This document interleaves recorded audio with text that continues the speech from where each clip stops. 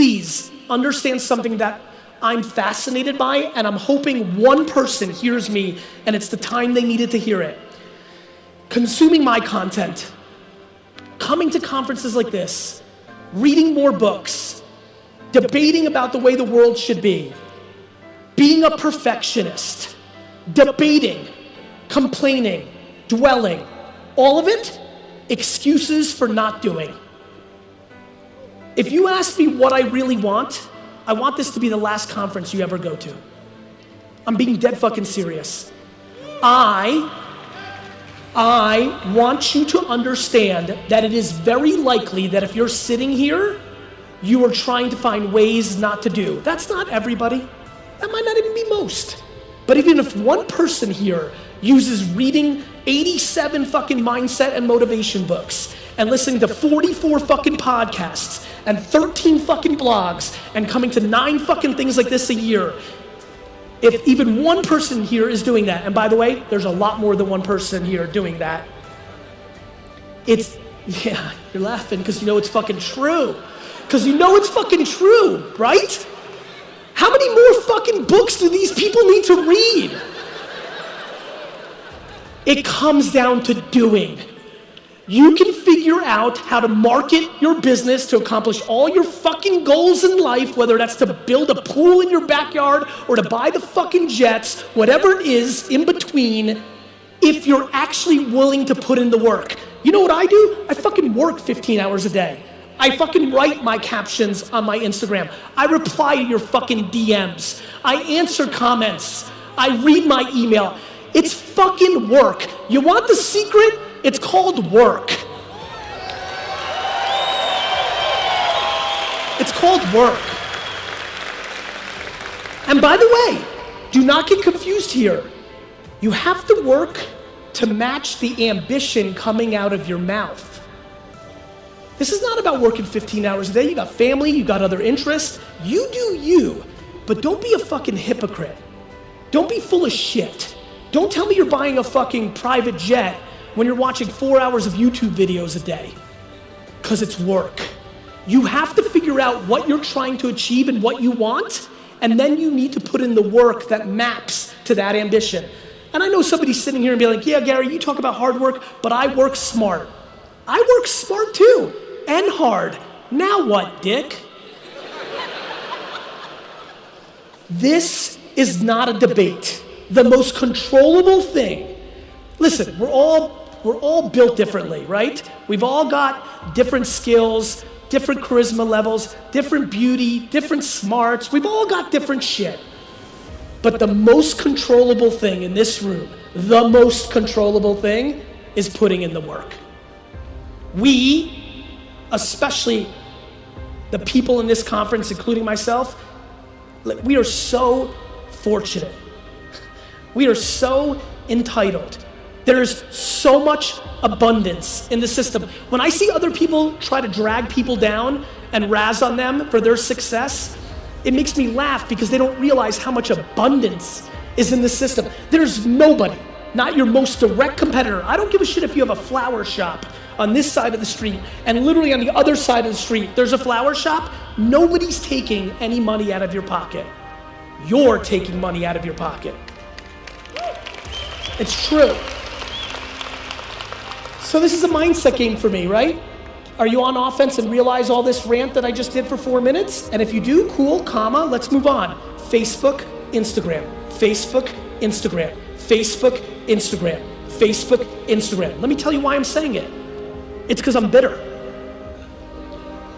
When he was talking up here and said, first of all, who wrote my bio? That was like my mom. That was long as fucking shit.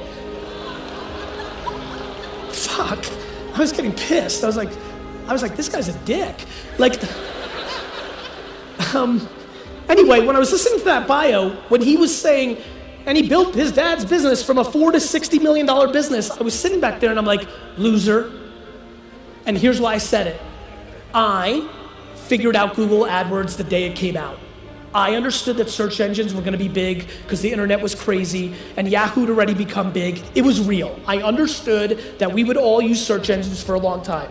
Showing up first for very few pennies was a good idea. I started running them. Day one, it worked. You typed in wine library showed up first, you clicked it, you weren't used to it yet, they didn't even blew it out back then, you weren't even sure you were hitting ads, it was fucking gangster shit. Every sixth person bought something, I was paying 30 cents for new fucking customers, and it's sitting in my fucking face, and my business is going from 3 to 7 to 15 to 29 in my fucking face. And what did I do? I was still doing direct mail, I was still doing TV, I was still doing billboards, which was fine because it wasn't as overpriced as it is today, but I fucking hit oil and I wasn't pumping hard enough. When he said 4 to 60, my brain goes, should have been 250. If all the profits I was making that I was spending on other things I put back into Google, it would have been 250. My friends, it's not too late for Facebook advertising and Instagram influencers. It's not. Is it as good as it was 36 months ago? It is not. Is it a hell of a lot better than it's gonna be in 36 months? It is. And it is at scale. There's nothing you do it. I love that somebody's sitting here and saying, yeah, but it doesn't work for my industry. Bullshit. It is for your industry. The whole country is on it. Oh, but Gary, young kids aren't on it. Fine, I understand. But when I run ads for 18 to 24-year-olds on Facebook, we sell the living shit out of it. Are they on it as much? No. Are they amortized out to Instagram? Yes. Does Facebook own Instagram? Yes. Should you do influencer marketing on Instagram? Yes, because people don't know how to price themselves. If you find people with 100,000 followers and you ask them to post a picture of your thing or tell them about your thing on DM, a lot of times they overprice, a lot of times they underprice. You're gonna kiss some frogs, but there's a fuckload of princes right now. I'm telling you guys, I'm telling you right now, take the audacity, the lack of education, the laziness out of your system and become a practitioner in Facebook advertising and Instagram influencer marketing, and it will disproportionately help your business. Don't know what to say and do? Figure it out. That's your job. You want the fruits and the benefits of winning? You gotta put in the work. You gotta lose some money, you gotta win some money, you gotta read some shit, you gotta try some shit. But here's the thing, you don't have to spend a lot to learn. You can run $100 worth of ads and look at what it teaches you. But know this, the world is broken up into two places when it comes to this. Sellers and marketers.